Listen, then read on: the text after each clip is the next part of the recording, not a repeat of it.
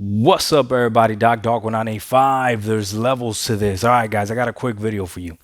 So I saw this tweet. I think it was probably the day before yesterday, or maybe it was yesterday.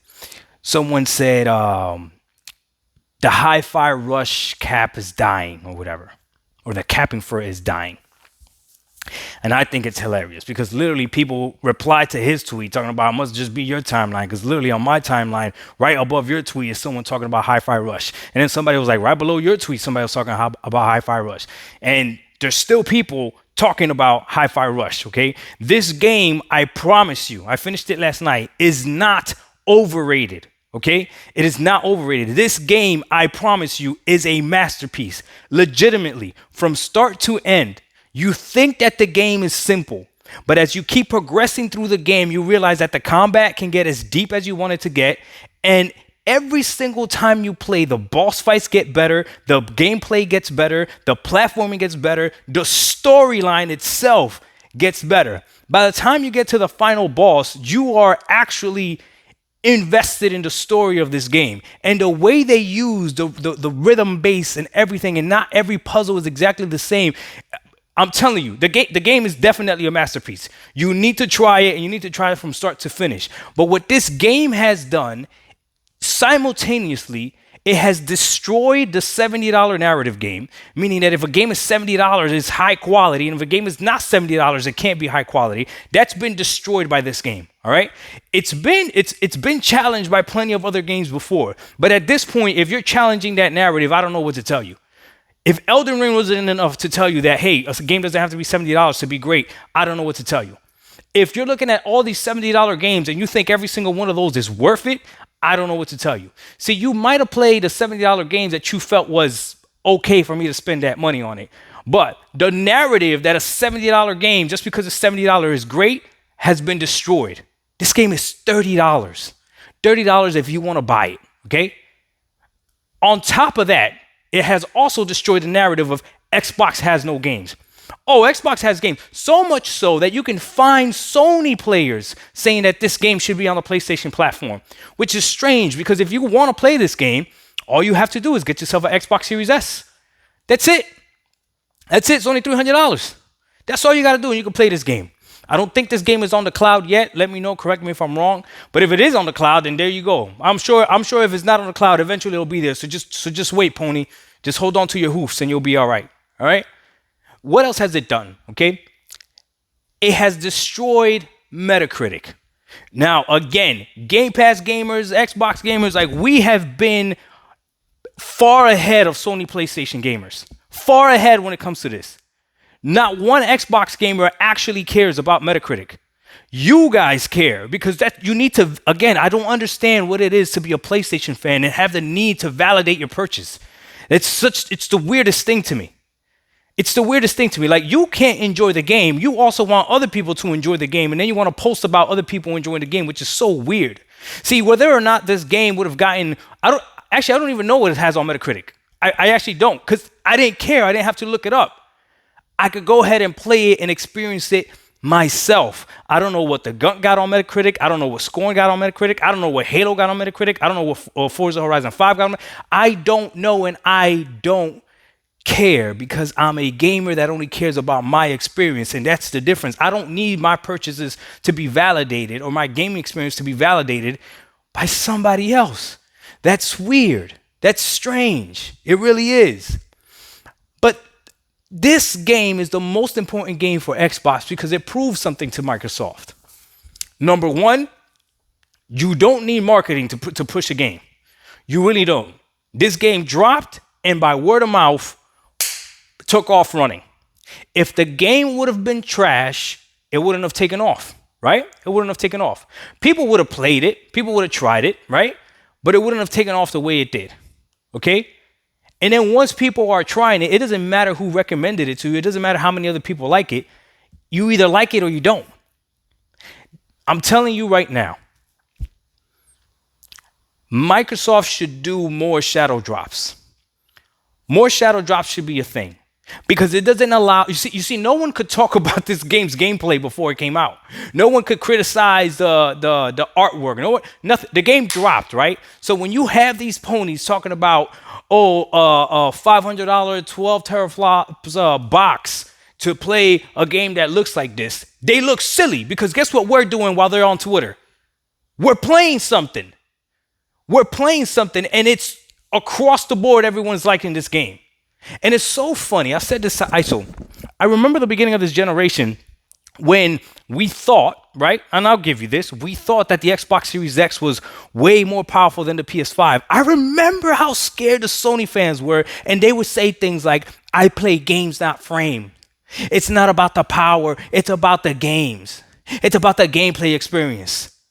But now that you don't have gameplay experience and Xbox has gameplay experience, no one can tell me anything different. When it comes to gameplay, like actual gameplay mechanics, the best games that I have played have been on Game Pass and Xbox.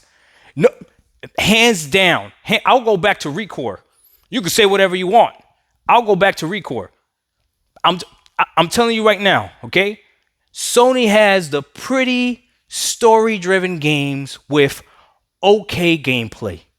And that's okay. There's nothing wrong with that. There's nothing wrong with that. So it's funny because I'm starting to see what Microsoft wants to do.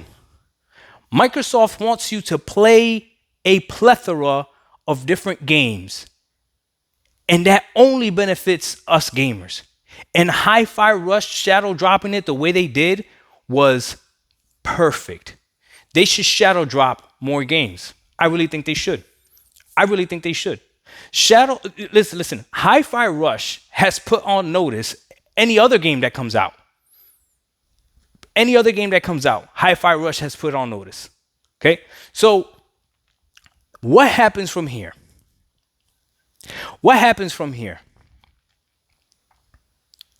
We try to pretend like High on Life didn't drop either. High on Life dropped, and it was a great game as well. Then the next month after that, right, because Hi-Fi Rush, did it come out November or December? You guys correct me if I'm wrong. But a short time after that, January, this game drops. Another masterpiece on Game Pass. It's $30 if you want, but it's $15 a month if you want. Persona 5 and Persona 3 and Persona 4, I believe it is, are on there right now. Age of Empires, which I'm going to try for the first time because I've never tried it. So follow me on Twitch if you want to. I'm going to give that game a shot, see if I even like it. But again, if I was to go look at the reviews of Age of Empires, does it have great reviews?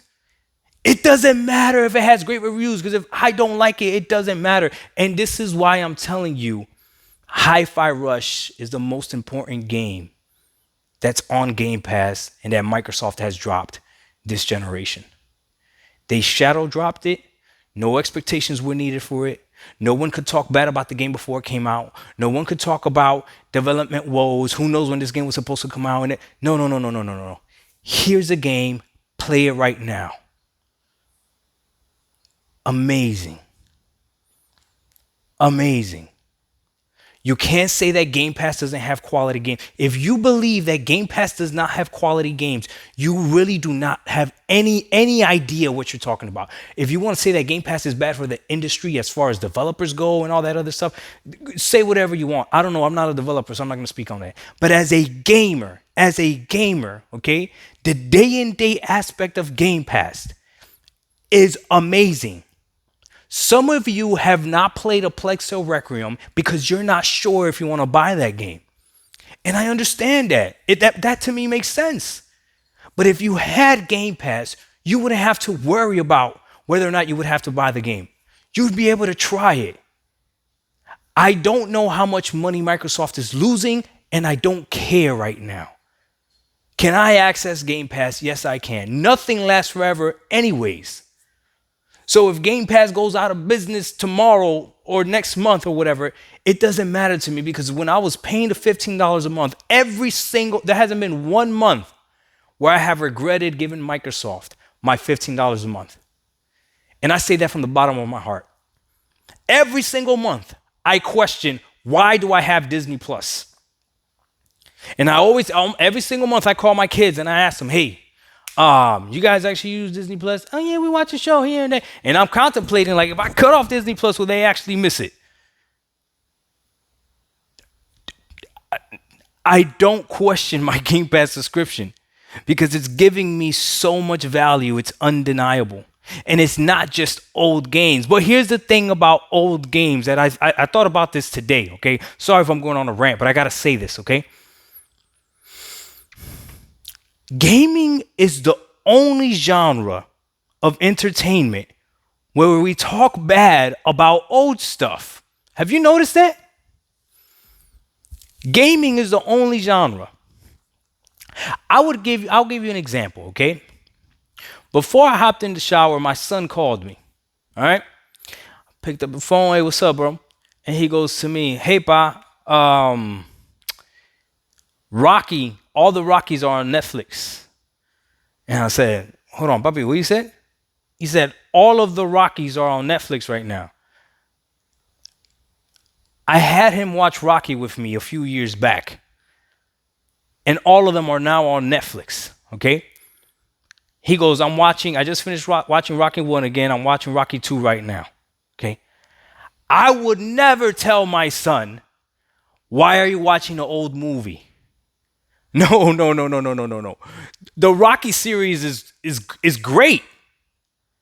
It's great. My son listens to old school rap as well.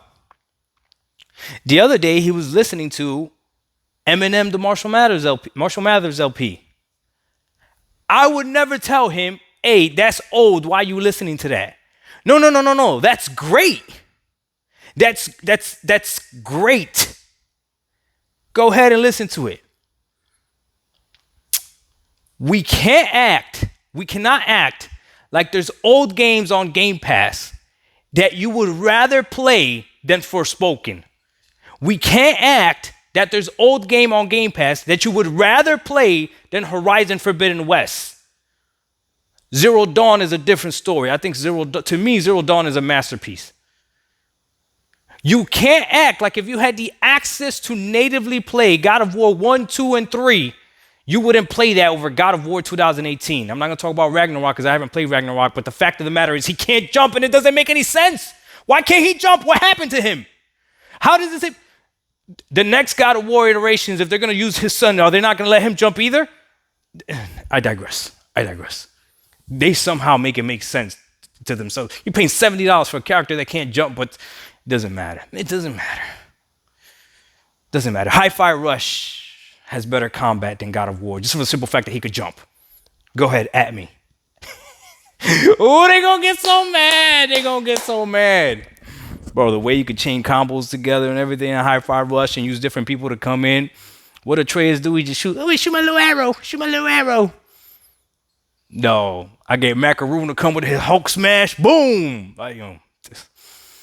They don't know about gameplay. Anyways, back to what I'm talking about. Hi-Fi Rush is the most important game on Game Pass. It solidifies a lot of things. It's showing Microsoft what they need to do. Hopefully, Microsoft takes this momentum into February, into March, through the rest of the year. Figure out a way to have some of those games that we didn't know were coming, shadow drop them. Let the people play and talk about them. Let us do the marketing. If the games are trash, we're going to say they're trash.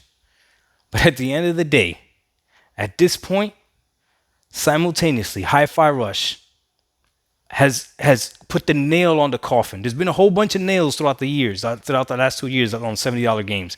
Hi-Fi Rush put the nail on the coffin on that.